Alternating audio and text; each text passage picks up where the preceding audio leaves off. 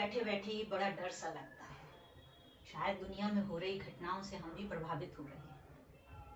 अब देखिए ना, 7 अक्टूबर 2023 को शनिवार के दिन सारा विश्व भौचक्का रह गया, अवाक रह गया, जब एक फलस्तीनी आतंकी संगठन हमास ने इजराइल जैसी एक सैन्य महाशक्ति के ऊपर ताबड़तोड़ हमला कर दिया।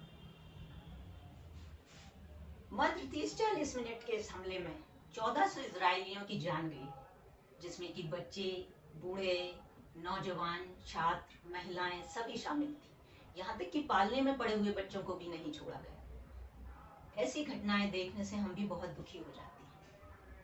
आतंकी, हमास के आतंकी पैराग्लाइडिंग से आए, उन्होंने रॉकेट छोड़े और इजराइल को तहस नहस करने की कोशिश की। फिर जो होना था बदला तो वो हुआ। इजराइल ने भी गाजा पट्टी, जो कि हमास का रहने की जगह है, जहाँ पे हमास का राज्य है, उस जगह पर उन्होंने भी एक युद्ध का ऐलान कर दिया। हजारों लोगों की जान गई, लाखों लोग विस्थापित हुए, बच्चे, महिलाएं सब परेशान हुए। तो आखिर में इस आतंकवाद या इस युद्ध में नुकसान किसका होता है? सीधे साधे शांति से रह रहे लोगों का, नागरिकों का। हमास एक आतंकी संगठन है। फलस्तीन और इजराइल की जमीनी हक के लिए लड़ाई चल रही है।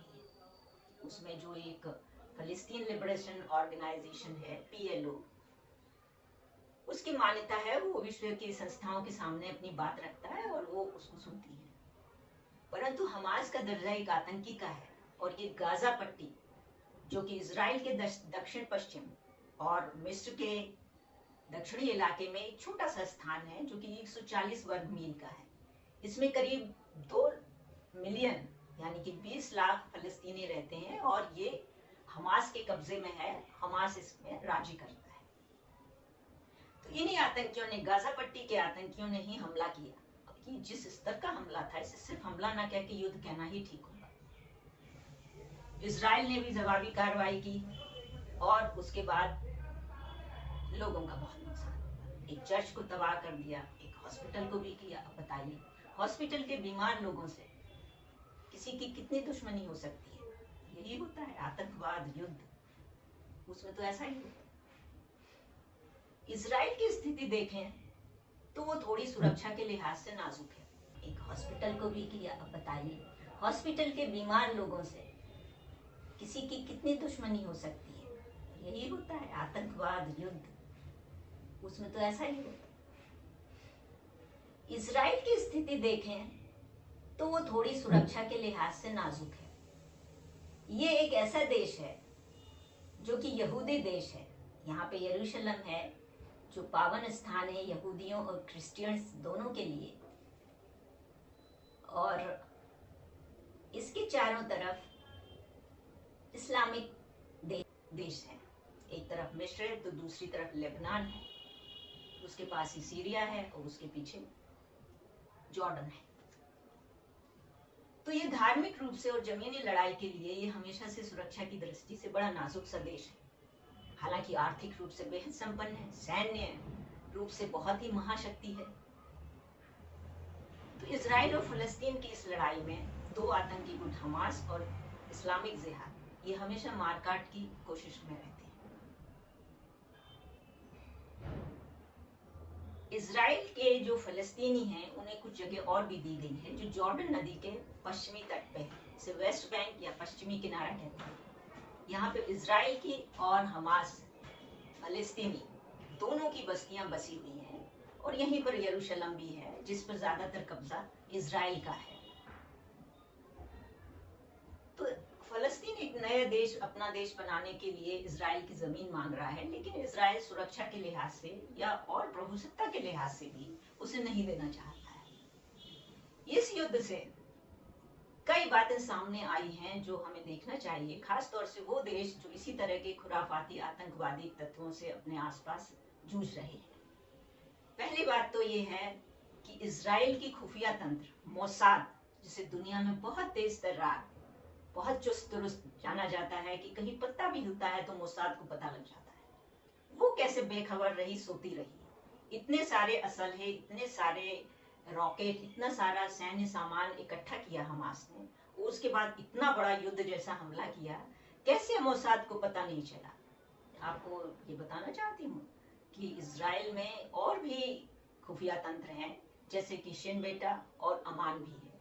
तो इतने सारे खुफिया तंत्र कैसे बैठे रहे और इतना बेखबर और इतना अति विश्वास से कैसे घिरा रहा?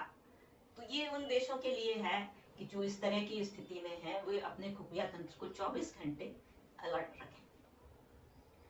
दूसरी बात समझ में आती है कि ये एक आतंकी हमला नहीं था। पहले माना गया कि लेबनान जो इजराइल से लगा हुआ है, उसमें एक बहुत बड़ा आतंकी ग्रुप है जिसका नाम है हिजबुल्लाह, और सीरिया तो जाने जाता है आईएसआईएस जैसे खूंखार आतंकवादियों के लिए।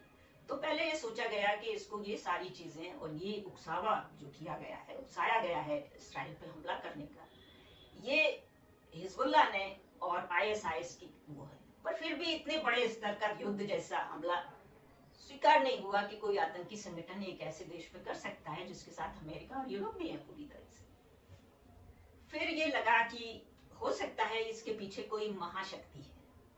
तो फिलहाल ऐसा कहा जा रहा है, हालांकि इस बात के कोई तर्क या सबूत नहीं मिले हैं अभी, कि रूस इसके पीछे हो सकता है और उसके साथ चीन और नॉर्थ कोरिया के किम जोंग उन हो सकते हैं।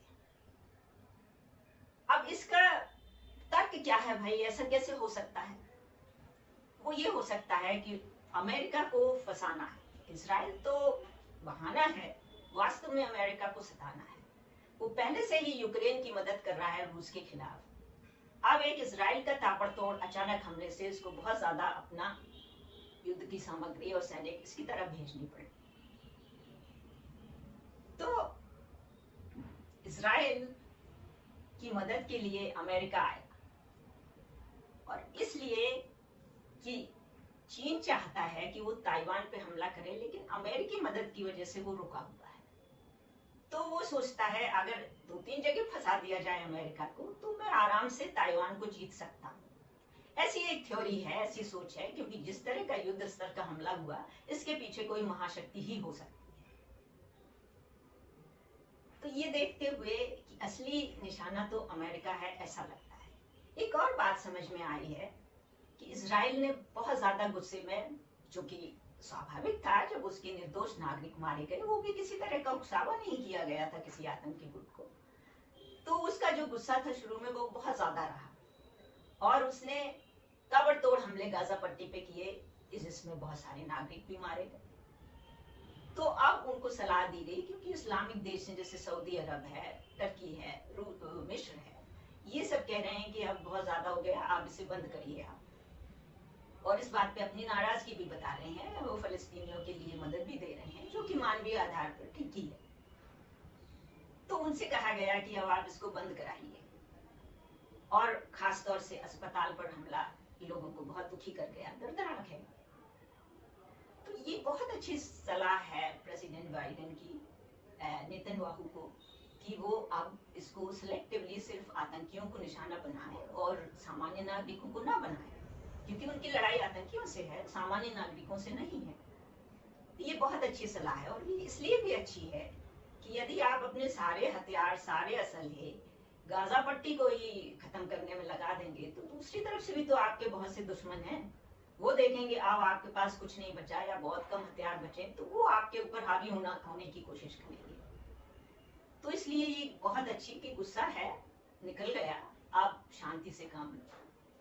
ये बहुत अच्छी सलाह है। मुझे लगता है अमेरिकी राष्ट्रपति जो बाइडेन हमेशा मदद करते हैं उन देशों की जिनके ऊपर जरूरत से ज्यादा लोग हावी हो रहे होते हैं दूसरे, और उसके साथ ही वो उनको एक अच्छी सलाह भी देते हैं।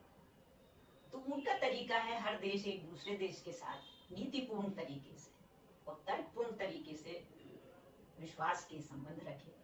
मुझे लगता है वो बहुत अच्छे राष्ट्रपति हैं जो बाइडेन, और अगर आने वाले वक्तों में उन्हें नोबेल प्राइज मिलता है तो मुझे इसमें कोई आश्चर्य नहीं होगा। तो उनकी बात को इजराइल को सुनना चाहिए, और अब समझदारी से अपना काम करना चाहिए उसको, कि भाई जो हमारे दोषी हैं हम नागरिकों के साथ ऐसा ना करें, और जो हमारे दोषी हैं हम उनको ही चुन चुन कर खत्म करें। तो कई सीख मिलती है हर देश को, पूरी दुनिया को, बाकी हर युद्ध में दुनिया का नुकसान तो होता ही, व्यापारिक ठप हो जाता है, तेल के दाम बढ़ते हैं, महंगाई बढ़ती है, नौकरियां जाती हैं और जिसे पूरा करने में फिर कई वर्ष लग जाते हैं। तो युद्ध एक खराब चीज तो है ही, आतंकवाद एक बुरी चीज तो है ही, पर इसमें भी समझदारी से काम करने से बहुत अच्छी स्तर तक हम पहुंच सकते हैं, बहुत अच्छा लोगों का भला कर सकते हैं। एक बात बहुत अच्छी सामने आई इसमें कि बहुत से आर्थिक रूप से संपन्न और शक्तिशाली इस्लामिक देश हैं, उन्होंने एक बहुत ज्यादा रचनात्मक रवैया अपनाया, जैसे सऊदी अरब है, मिस्र है, टर्की है। इन्होंने आलोचना तो की, उसे बुरा तो कहा है कि अब गाजा पट्टी पे इतना ज्यादा मारकाट नहीं होनी चाहिए, जो नागरिक हैं उनका नुकसान हो रहा है, परंतु इसके साथ ही वो ना तो उन शरणार्थियों को अपने घर में लेने को तैयार हैं जो कि फलस्तीन के गाजा पट्टी छोड़ के भाग रहे हैं, और ना ही आतंकियों को अपने यहाँ पैर जमाने दे रहे हैं। ये बहुत अच्छी बात है कि आर्थिक शक्ति बन के आप दुनिया जीत सकते हैं। तो वैसे भी जिन देशों में आतंकवाद है वो पूरी तरह से बर्बाद है, चाहे सीरिया को देखें, लेबनान को देखें, अफगानिस्तान को देखें, या हम अपने पड़ोस में देखें। तो अब एक तर्कपूर्ण और नियमपूर्ण विश्व की बहुत जरूरत है, और जो संस्थाएं हमारी यूनाइटेड नेशंस जैसी हैं उनको इस चीज को बढ़ावा देना चाहिए, जिससे कि नागरिकों का कम से कम नुकसान